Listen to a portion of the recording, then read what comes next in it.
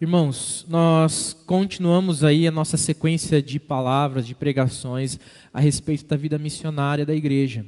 Esse tem sido o meu desafio nos últimos meses e permaneço intencionalmente pregando sobre esse assunto. Nós temos falado aqui sequentemente, repetidamente, tanto eu, quanto o pastor Tiago, quanto o pastor Patrick, a respeito da proclamação da palavra. Ontem à noite mesmo o pastor Tiago abordou exatamente isso que eu vou falar em um trecho da sua pregação, no culto de gratidão pelo aniversário do nosso PH, que se você não viu, tem até um balãozinho bonito ali dos 48 anos da UPH, né? E ele falou sobre isso. A pregação da palavra, ela pode ser feita com os nossos atos, com as nossas atitudes? Não. Nós temos ouvido isso, que não. Ainda que a gente tenha por hábito falar isso, eu posso pregar com as minhas atitudes, eu posso pregar com o jeito que eu sou. A proclamação da palavra, ela é verbal, ela precisa de discurso, ela é uma pregação, uma proclamação. Ela carece do discurso. Mas quando a gente bate nessa tecla, insiste nessa situação, é só porque existe uma tendência muito forte, infelizmente, de muitos cristãos se esconderem atrás desse discurso, como uma desculpa para não abrirem os seus lábios e falarem diretamente da palavra.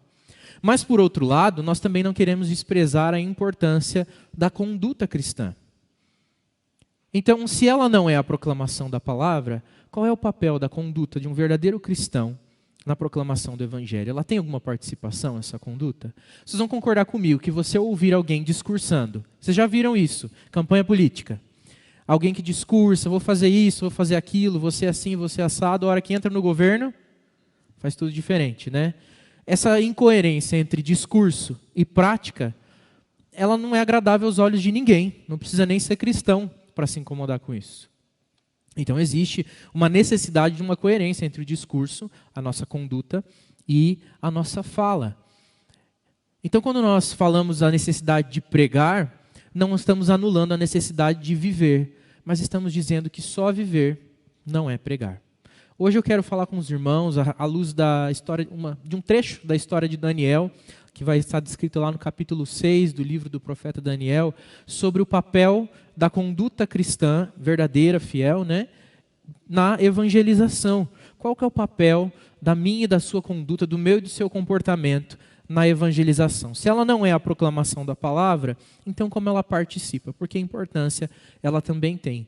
Então eu quero levar esse aspecto um pouco mais prático até da evangelização, do trabalho missionário da igreja, da missão da igreja de Cristo, que é proclamar o evangelho, e pensar também essa perspectiva do nosso comportamento, da nossa conduta, do nosso jeito de caminhar. Daniel capítulo 6, eu quero convidar você para abrir junto comigo. A minha vontade de ler o capítulo todo, mas eu não quero correr o risco de ser enfadonho com você. Então nós vamos ler de 10 a 17, e eu convido você, ao chegar em casa, a primeira coisa que você vai fazer, depois de ir lá tomar um copo d'água, ir no banheiro, enfim, tirar o seu sapato, para não pisar em casa de sapato, colocar a sua máscara de lado, enfim, quais são as práticas que você tem lá a respeito da pandemia, você sentar com a sua família e ler o capítulo 6 completo de Mateus, de Daniel. Leia Mateus também é bom, mas hoje Daniel. Daniel capítulo 6. Mas agora nós vamos ler do versículo 10 ao versículo 17 de Mateus 6. Aqui Mateus, estou com Mateus na cabeça. Daniel 6, 10 a 17. Diz assim: Daniel, pois, quando soube que a escritura estava assinada, entrou à sua casa e em cima no seu quarto, onde havia janelas abertas do lado de Jerusalém, 3 vezes por dia, se punha de joelhos e orava, e dava graças diante do seu Deus, como costumava fazer. Então aqueles homens foram juntos, e tendo achado a Daniel a orar e suplicar diante do seu Deus, se apresentaram ao rei. E a respeito do interdito real, lhe disseram: não assinaste um interdito que por espaço de 30 dias, todo homem que fizesse petição a qualquer Deus, ou a qualquer homem, e não a ti, ó rei, fosse lançado na cova dos leões? Respondeu o rei e disse: essa palavra é certa, segundo a lei dos medos e dos persas, que se não pode revogar. Então responderam e disseram ao rei: esse Daniel, que é dos exilados de Judá, não faz caso de ti, ó rei, nem do interdito que assinaste. Antes, 3 vezes por dia, faz a sua oração. Tendo o rei ouvido essas coisas, ficou muito penalizado e determinou consigo mesmo livrar a Daniel. E até ao pôr do sol se empenhou por salvá-lo. Então, aqueles homens foram juntos ao rei e lhe disseram: sabe, ó rei, que é lei dos medos e dos persas, que nenhum interdito ou decreto que o rei sancione se pode mudar. Então o rei ordenou que trouxessem a Daniel e o lançassem na cova dos leões. E disse o rei a Daniel, o teu Deus, a quem tu continuamente serves, que ele te livre. Foi trazida uma pedra e posta sobre a boca da cova. Selou-a o rei com o seu próprio anel e com o dos seus grandes, para que nada se mudasse a respeito de Daniel. Então o rei se dirigiu para o seu palácio, passou a noite em jejum e não deixou trazer à sua presença instrumentos de música e fugiu dele o sono. Pela manhã, vamos até aqui, né? Até o 17, falei, né? E já fui até o 18. Vamos até aqui e depois a gente continua. Muito bem, a situação que nós vemos aqui, ela é um trecho de uma porção maior de história de Daniel, né? Se nós formos ler o livro todo de Daniel, a gente vai ver uma série de situações que Daniel passava. Daniel é de Judá, ele é do povo de Deus, está como exilado no meio desse povo, foi levado pelos babilônios, que depois foram conquistados pelos persas, e ele está ali, trabalhando na casa do rei da Pérsia, chamado de Dário ou Ciro. Há uma desconfiança que esses dois nomes se refiram à mesma pessoa. Provavelmente Dário era um nome medo, a mãe de Dário era da Média, né? E deu um nome de medo para ele, que era Dario ou Dário, né? E alguns vão se referir a ele como Ciro, um nome persa, como ele acaba sendo conhecido. Então há uma divergência, mas esse não é o fato mais importante da história. Se era outro, se era o mesmo. O fato é que existia esse governante aqui, que tinha tomado conta da Babilônia, então era o que subjugava agora o povo de Israel e outros povos que viviam debaixo desse grande império medo-persa. E esse homem, então, para organizar o seu reino, ele divide o reino em várias partes e institui uma figura chamada de sátrapa. Ele era o responsável por uma determinada região. Sobre esses homens, ele coloca outras 3 figuras, chamadas de presidentes. 3 presidentes, para quem os sátrapas respondiam, e esses 3, então, respondiam diretamente ao rei. Era uma forma de administrar melhor. O que é importante nós sabermos é que Daniel era um desses 3 presidentes. Ele ocupava um cargo de grande importância, mesmo sendo um exilado no meio da Pérsia, ele ocupava esse cargo de grande importância. Por quê? Se você lembrar, ou se você já leu, ou se você for ler depois lá Daniel capítulo 1, você vai ver que quando eles invadiram a terra, né, invadiram Jerusalém, enfim, e levaram o povo de Deus para a Babilônia, eles levaram cativos os nobres também. E Daniel estava entre os nobres, estudados, os cultos do povo de Deus, e ele então passa a servir não como um escravo comum, mas como alguém que era escravo dentro da casa do rei.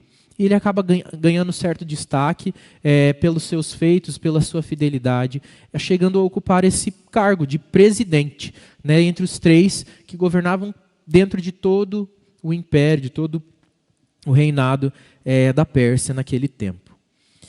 Então, aqueles homens que trabalhavam junto com ele, esses outros 2 presidentes, se incomodavam muito porque Daniel começou a se destacar pela sua fidelidade, pela sua boa conduta, pela sua idoneidade. Ele começou a gerar incômodo. Então esses homens começaram a procurar o que nós podemos usar contra o Daniel para tirar ele, porque afinal ele nem é do nosso povo, ele é um exilado, está aqui ocupando esse cargo e ainda está fazendo sombra para a gente, porque ele é bom no que ele faz e está ficando muito evidente isso. Então eles se incomodaram e começaram a procurar como que nós podemos incomodá-lo. Não encontraram. O versículo 4 diz assim, então os presidentes e os sátrapas procuravam a ocasião para acusar Daniel. 6:4 eu estou lendo.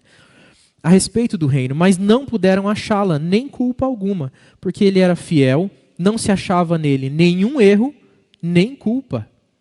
Olha só que interessante alguém falar isso sobre uma pessoa, não achar nenhum erro e nenhuma culpa para colocar sobre ele.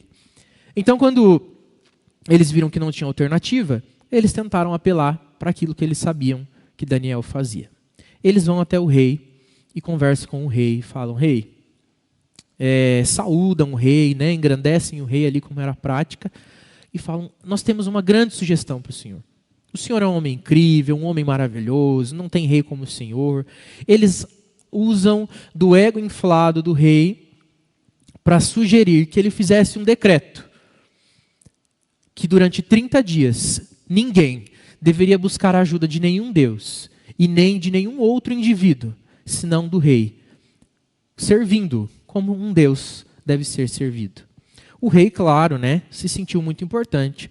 Ele não era temente ao Senhor, ele era temente a si mesmo e ele gostava muito do que ele era. Então ele queria ver o seu próprio eu engrandecido ainda mais. Quando alguém chega e sugere, ele fala, bom, não saiu da minha boca, se eles estão dizendo que eu sou bom, eu já gosto de pensar que eu sou bom, vamos fazer um decreto que eu sou bom, né? E que todo mundo deve vir atrás de mim. Então ele faz esse decreto.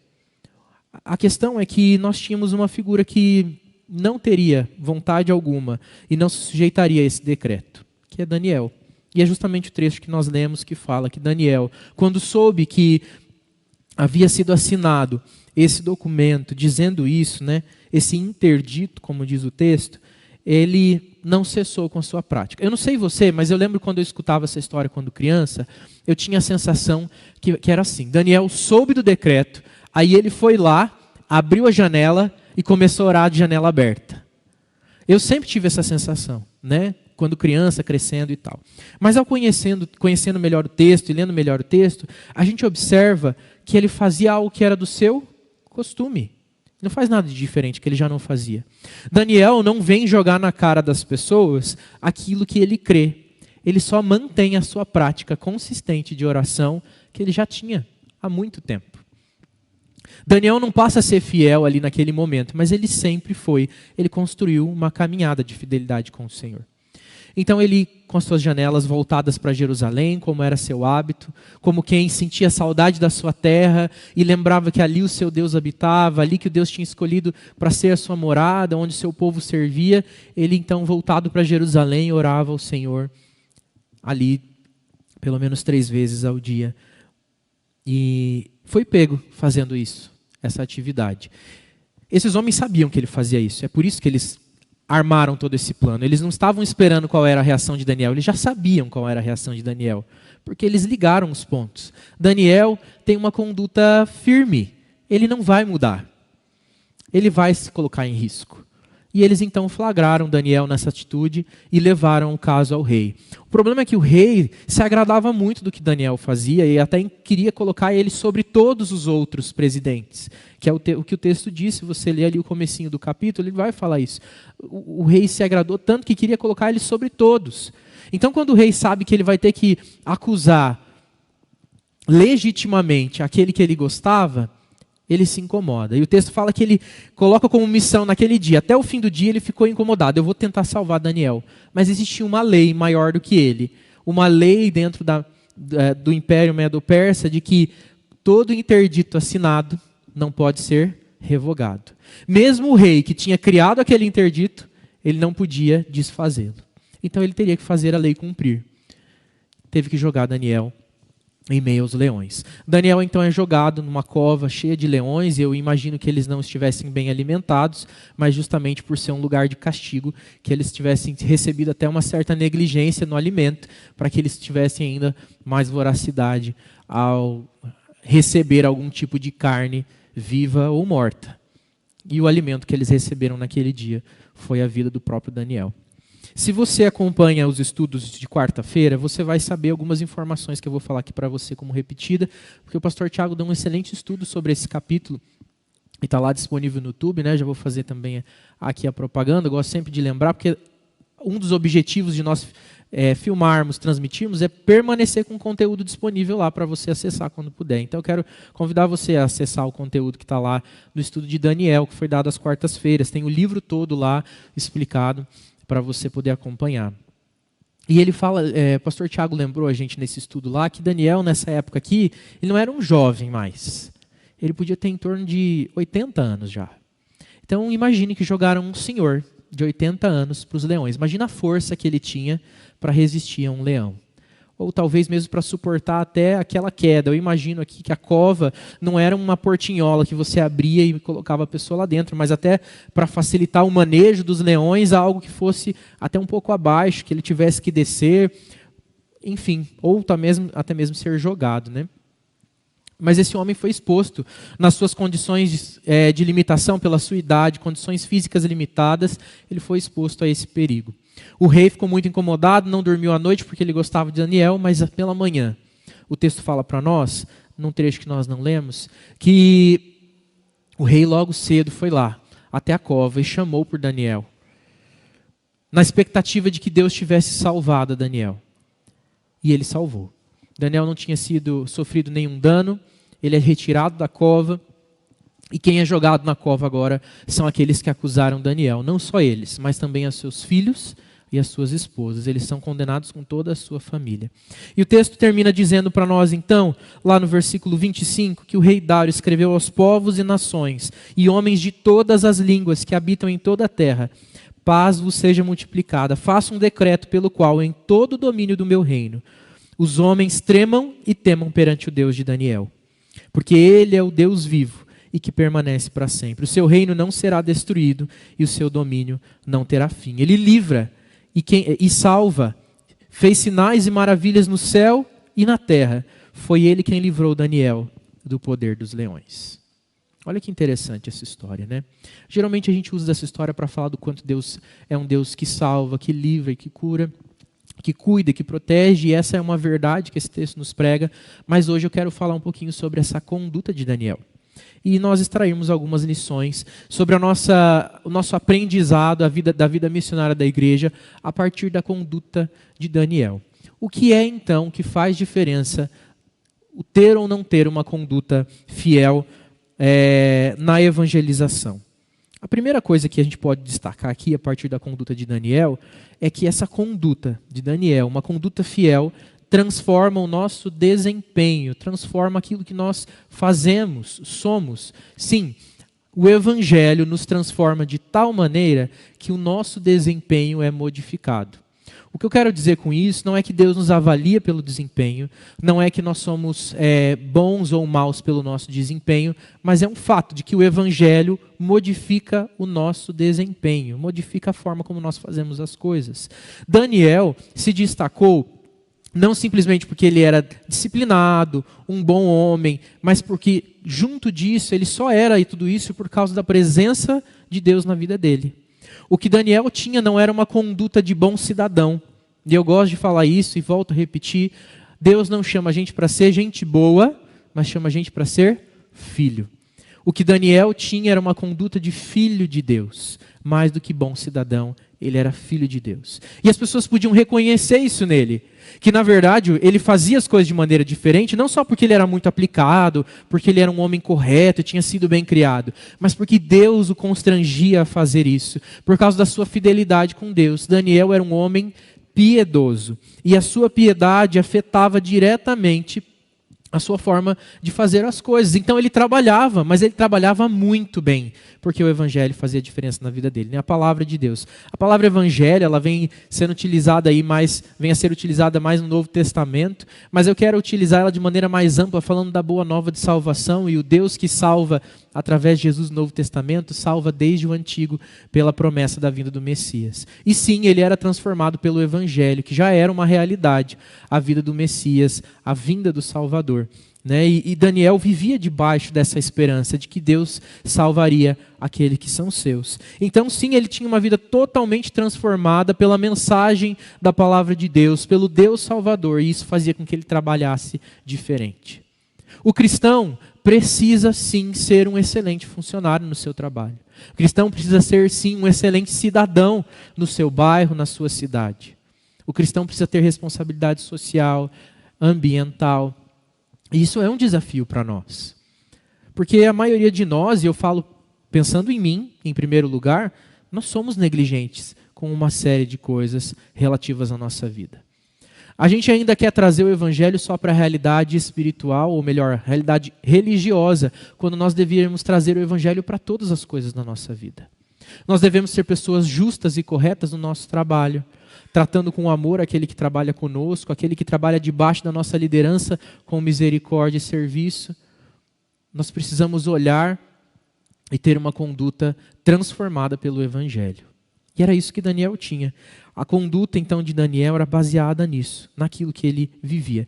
E voltando naquilo que eu falei, daquela percepção que a gente tem de que às vezes Daniel passou a abrir as janelas e orar, não é verdade. A conduta de Daniel era transformada todos os dias, há muito tempo, há muitos anos, e a gente vai olhando a história de Daniel, a gente vê que ele teve várias oportunidades, onde ele jamais se negou a permanecer firme com o Senhor, e sempre que ele tinha oportunidade, falar do Evangelho e falar daquilo que Deus podia fazer na vida das pessoas. O testemunho de Daniel foi construído ao longo dos anos, e ele estava muito bem consolidado naquele ponto. A verdade é que o que transforma o nosso caráter em Deus não é simplesmente vir à igreja uma vez por semana, mas um hábito consolidado e contínuo, uma história de piedade sobre as nossas vidas, como o pastor Tiago também nos lembra lá no estudo. Ele fala sobre essa história de piedade na vida do crente. Recentemente eu aprendi um conceito muito interessante com o presbítero Norton em uma de nossas reuniões aí durante a semana, que é o conceito de hábitos exponenciais. Eu não sei vocês, mas eu nunca tinha ouvido falar exatamente desse termo. Até sabia do conceito, mas não sabia do termo, né?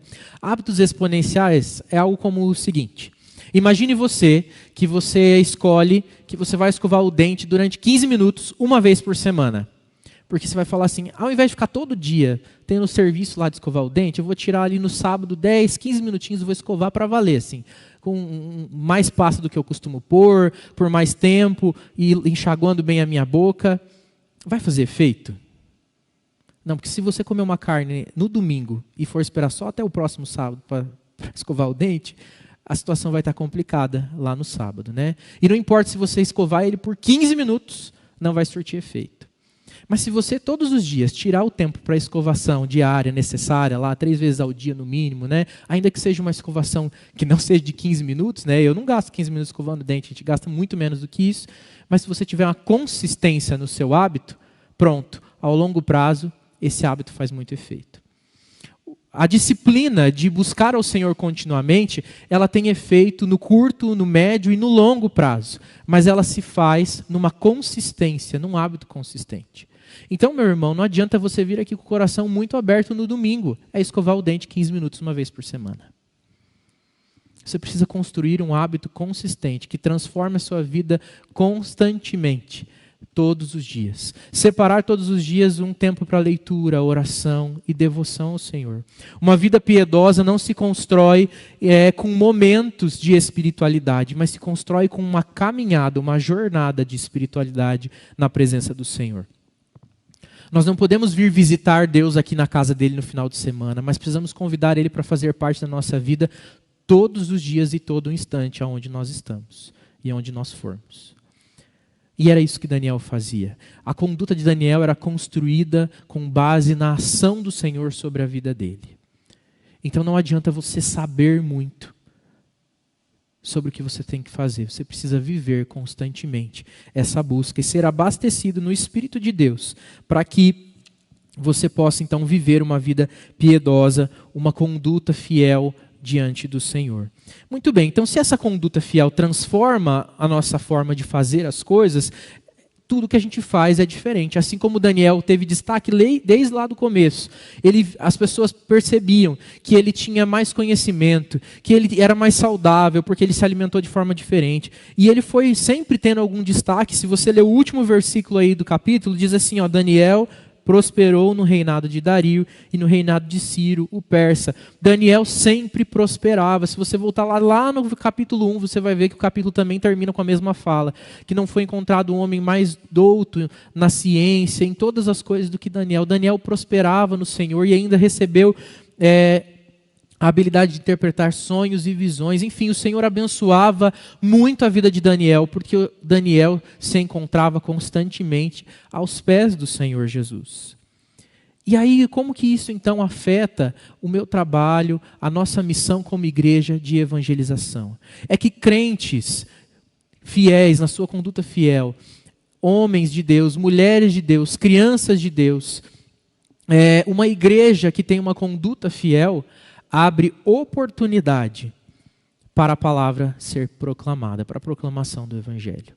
A conduta, então, ela não é a proclamação do Evangelho, mas a conduta abre oportunidade para que essa proclamação aconteça. Porque se nós temos, então, um comportamento, essa é a nossa segunda lição, se nós temos um comportamento diferente, as pessoas vão começar a observar que tem alguma coisa. E seja para o bem ou para o mal, elas vão se incomodar. Daniel sofreu o incômodo daqueles que não queriam ser ofuscados pela conduta de Daniel, enquanto Daniel não estava preocupado em ser o maioral, mas em ser fiel ao Senhor. Mas houve ali uma oportunidade que foi aberta. Mas pastor, que oportunidade foi essa em que Daniel foi jogado para o leão? Foi feito um decreto contra ele, ou melhor, contra a prática que ele tinha, né? E ele foi diretamente afetado. Ele foi denunciado. O próprio rei que gostava dele se sentiu obrigado a cumprir a lei, porque era lei. Então, que oportunidade aberta foi essa? O fato é que a proclamação do Evangelho, ela é muito maior do que a minha e a sua vida. E talvez isso seja difícil de engolir numa sociedade onde o eu é tão engrandecido, tem tanto valor a ser recebido. A minha vida é importante demais. Mas se você conhece bem a palavra, você já deve ter percebido que a glória de Deus e a proclamação do Evangelho, elas são mais importantes do que a minha e a sua vida, do que a minha e a sua felicidade, do que a minha e o seu bem-estar. E isso é verdade. Daniel estava disposto ao que fosse preciso para que o Evangelho fosse proclamado, para que a mensagem de Deus se espalhasse, mas para que ele continuasse agradando também ao seu Deus em obediência contínua. E a nossa vida não é mais importante do que a proclamação do Evangelho. Então, se for para ficar em risco ou proclamar o Evangelho, ou melhor, se calar para não ficar em risco, ou ficar em risco proclamando o Evangelho, fique em risco. A sua vida não é tão valiosa quanto a proclamação do Evangelho. Porque você já conhece Jesus. E se sua vida aqui se extinguir, se acabar, viver é Cristo, mas morrer é lucro. Paulo já nos ensinou com a sua fala. A gente vive tão apegado à nossa vida aqui, que se a gente vai correr algum risco, a gente pensa duas vezes. E a história de Daniel nos confronta nesse apego desesperado que a gente tem pela nossa preciosa vidinha cheia de confortos. É que o Evangelho proclamado é mais valioso do que o permanecer vivo. Daniel se dispôs a morrer pelo Evangelho, silenciosamente, sem nenhum estardalhaço. E sabe o que me impressiona? É que ele não é reativo. Às vezes eu e você queremos abrir oportunidade para pegar o Evangelho quando acontece alguma polêmica e a gente fica vivendo debaixo de polêmica. Então quando acontece alguma coisa polêmica, daí eu lembro que eu sou crente. Aí eu tenho que ir para as redes sociais e falar A, B e C. Né? E eu estava pensando nisso, eu lembrei daquele peixe baiacu. Você conhece o baiacu? Que você cutuca ele e ele faz o quê? Ele infla, né? Ele incha. Que é uma forma de afastar predador, se tornar indigesto, complicado de engolir, mas você não pode ser crente baiacu, não, que só quando cutucam você reage para alguma coisa. A sua consistência no Evangelho tem que ser contínua. E a verdade do Evangelho deve ser um grito tão forte na sua vida, que mesmo em tempos de calmaria as pessoas não conseguem ignorar que você é um cristão. É fácil ser polêmico quando a polêmica já foi gerada e daí querer dizer verdades para quem falou alguma coisa. A igreja precisa ser mais propositiva e chegar antes da polêmica com a sua fidelidade. E abrir oportunidades para a proclamação do Evangelho com o incômodo da fidelidade que ela tem ao Senhor.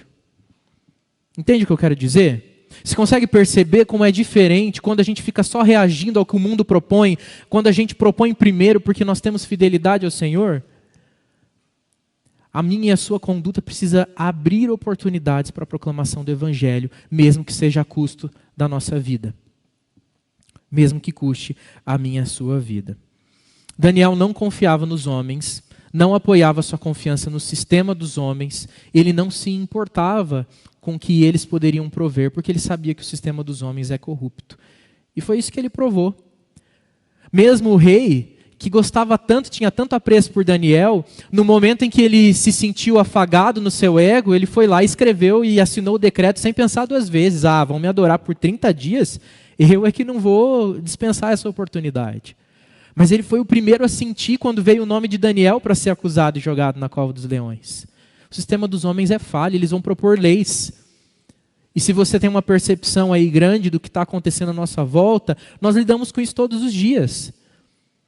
Essa semana circulou aí nas redes sociais uma escola batista que está respondendo o processo, né, o diretor da escola, um pastor batista, por ter proclamado uma verdade bíblica.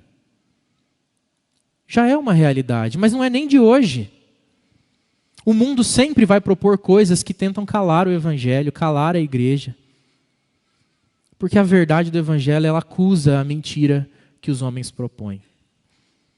Mas a igreja precisa continuar se posicionando a todo custo para que o evangelho seja pregado. E nós não devemos confiar no sistema dos homens, não. Nós devemos seguir as leis, desde que elas não ultrapassem o limite da nossa fidelidade ao Senhor. Entre ser fiel aos homens e ser fiel a Deus, permaneça fiel a Deus. E se isso custar a sua vida, que ela seja levada pelos homens e entregue ao Senhor. Daniel, então, não sabia que ele seria salvo. Eu e você já sabemos, porque a história está inteira escrita. Daí é fácil pensar que Daniel foi com toda a confiança. Mas Daniel não sabia se ele ia viver ou morrer. Ele só foi. Não negou aquilo que ele tinha feito, ele tinha descumprido, né, o interdito, ele tinha realmente quebrado a regra que o interdito tinha imposto. Não discute e se submete, porque ele não se importava. Para ele era mais valioso então se submeter. As estratégias de Deus são muito diferentes das nossas. E a oportunidade que foi aberta aí, ela não podia ser visualizada com clareza direta daquilo que Deus ia fazer no meio do seu povo. Ou melhor, no meio do povo estrangeiro para anunciar o seu nome. A estratégia de oportunidade que foi aberta aí, nós vamos ver ao final do texto, ao final dessa história, que é algo realmente intrigante, que é a nossa terceira lição. Então, lembrando, a nossa primeira lição é que uma conduta fiel transforma o nosso desempenho, a nossa forma de fazer. E essa mesma conduta fiel, segunda lição, abre oportunidade para a proclamação do Evangelho. E a terceira lição diz para nós, então, que essa conduta fiel é usada por Deus para que muitos venham a conhecê-lo de fato. A oportunidade aberta foi aberta quando ele colocou a vida de Daniel em risco, mas já tinha o plano de salvá-lo, né? Deus já sabia que ele ia salvar Daniel. Daniel não sabia, mas Deus já sabia. E aprove ao Senhor que a vida dele fosse salva e que isso revelasse ainda mais da glória de Deus. Daniel não sabia que ia ser salvo e ele corria o risco de morrer. Mas porque ele já carregava consigo uma verdade que foi escrita lá muito tempo depois, em Mateus 5,16, que diz assim, ó: assim resplandeça a vossa luz diante dos homens, para que vejam as vossas boas obras e glorifiquem ao vosso Pai que está nos céus. A nossa vida, a nossa conduta, ela serve para levar a glória de Deus. E através da nossa conduta, seja pela nossa vida ou pela nossa morte, o Senhor ser conhecido e proclamado. E o Senhor usa então a oportunidade da vida de Daniel em risco para proclamar a sua mensagem.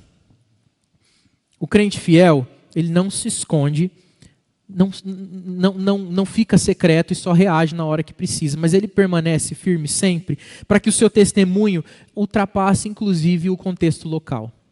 Quando você é um crente escondido, que ninguém sabe o que você faz, quem que você é, que a sua vida não surte efeito nenhum, no máximo ali você vai ter acesso a um ao outro, que quando você criar um pouquinho de coragem, você fala para ele do Evangelho. Quando a sua vida é realmente fervorosa, piedosa, escancarada do amor de Jesus que você carrega, o amor por Jesus que você carrega, ela ultrapassa o contexto local e ela é proclamada em lugares que você nem imagina. Eu quero que você faça um pequeno exercício aí. Se você já teve a oportunidade de pregar para alguém, você já parou para pensar onde essa pessoa está hoje, se ela realmente conheceu do Evangelho e foi transformada?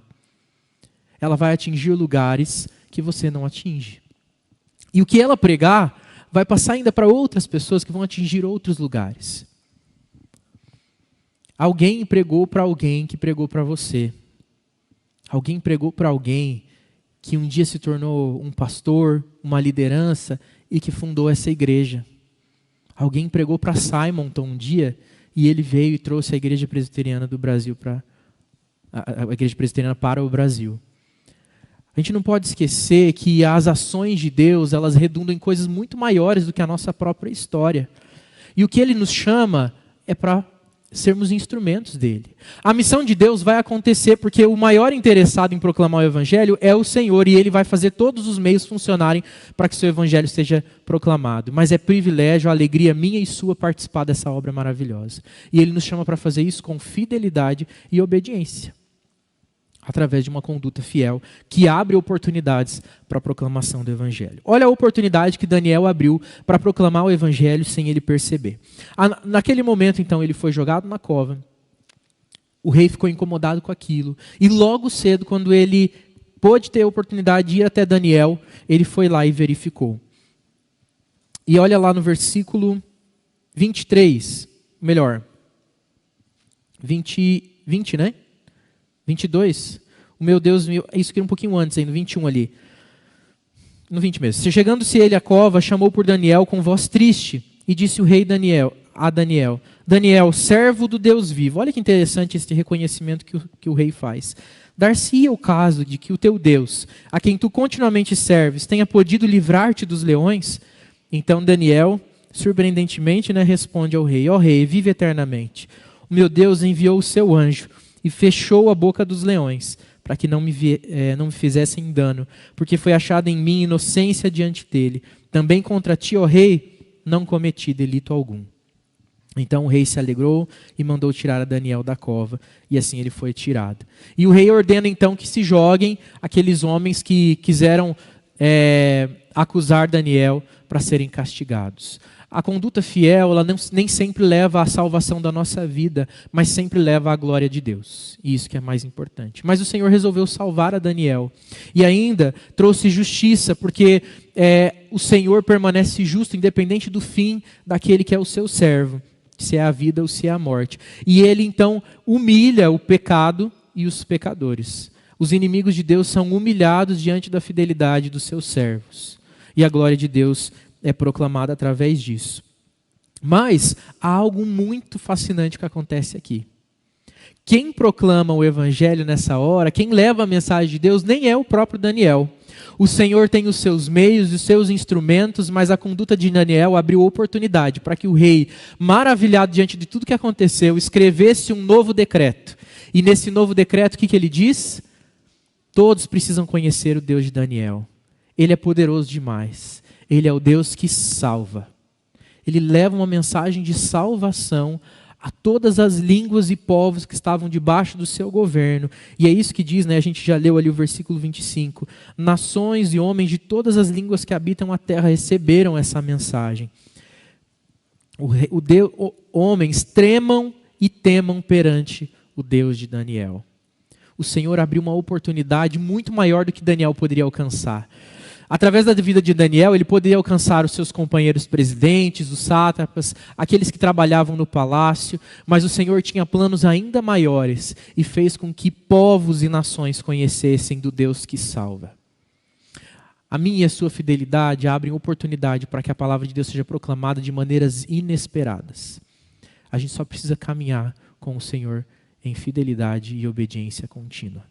A gente só precisa que, ao olharem para a nossa vida, possam falar como Daniel, não tem do que acusá-lo. Ele não tem culpa, ele não tem erro. A única coisa que eu posso acusar ele é de que ele é um servo fiel do Senhor. Será que ao olhar para nossas vidas, as pessoas encontram tantas falhas que não é difícil desbancar o evangelho que a gente ousa pregar? Ou será que elas olham para a gente e veem uma conduta tão firme, tão exemplar, que elas não conseguem resistir à verdade do evangelho, seja para se sentirem desesperadas ou então apaixonadas por esse mesmo evangelho que transformou nossas vidas? Que a minha vida seja uma grande oportunidade para que nós possamos proclamar em alta voz a verdade de Deus. Ou mais, para que o Senhor abra oportunidades, para que o evangelho seja anunciado onde a gente nem imagina, através da nossa conduta fiel. E ainda que eu e você tenhamos que partir dessa vida por causa do evangelho, que o nome de Deus seja glorificado aonde for preciso. A minha vida e a sua vida valem muito pouco diante do valor da palavra de Deus, do poder de Deus. E nós já estamos garantidos. O céu nos aguarda porque lá é o nosso lar. Então nós devemos fazer essa pregação a todo e qualquer custo, em tempo e fora de tempo. A única acusação que havia contra Daniel é que ele se recusava a parar de adorar o seu Deus. Essa frase é uma frase do pastor Tiago, também está lá no estudo, e eu achei ela fantástica, anotei aqui e falei, é isso que a gente precisa ter. A única acusação contra nós é que a gente não vai se negar a continuar adorando publicamente, claramente, ao nosso Deus. Ninguém pode nos parar. Somos a igreja de Cristo, transformada pelo verdadeiro evangelho, cheios do Espírito, e nós anunciaremos dia e noite sem parar, a que custo for, contra o sistema dos homens se for necessário, mas obedientes à lei também deles, se assim elas não infringirem as leis do Senhor. Mas nós anunciaremos sem cessar. A nossa conduta fiel não é a pregação, pregar é falar, mas ela abre oportunidades e confirma a nossa fala pregada. Deus procura por homens e mulheres fiéis, que amem a sua palavra, que vivam uma vida de piedade para serem instrumentos de proclamação do seu santo nome e da mensagem de salvação. Que o Deus que salva, que protege, que livra, que faz sinais e maravilhas nos céus e na terra, seja anunciado por mim e por você, e que a nossa conduta confirme o evangelho que nos alcançou e que pode alcançar a vida de mais pessoas. Amém? Vamos orar? Deus, nós colocamos a nossa vida mais uma vez diante do Senhor, diante dessa palavra, e clamamos pela tua misericórdia sobre nós.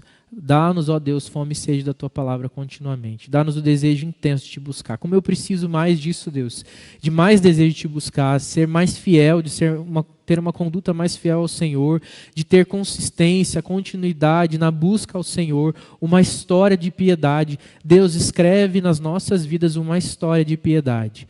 Seja em tempos de dificuldade ou tempos de calmaria total, que o Senhor nos encontre voltados para o Senhor, em oração contínua diária, buscando a sua presença, sabendo que sem o Senhor nós não somos nada, e que assim como Daniel, seja na juventude ou na velhice, nós sejamos fiéis ao Senhor, e não importa a que custo nós possamos servi-lo, ó Pai querido, até a morte, até redundando em morte, que a nossa fidelidade permaneça, para que o teu nome seja exaltado, para que a tua glória seja vista, para que a luz de Deus brilhe em nós, e as pessoas possam ver aquilo que o Senhor tem feito de maravilhoso em nós, e proclamar e glorificar o seu nome, Deus, pelas boas obras que nós fazemos. Tem misericórdia de nós, porque somos falhos e imperfeitos, Deus, mas Daniel não era maior do que nós, ele era homem como eu, ele era o ser humano como cada um que está aqui, como cada um que ouve essa mensagem nessa noite. E se foi possível na vida dele, é porque o mesmo Deus que trabalhou lá no passado continua trabalhando aqui e pode transformar as nossas vidas. Nos ajuda, Deus, a ter uma conduta que confirma a mensagem proclamada pelos nossos lábios, para a honra e glória do teu nome, em nome de Jesus. Amém.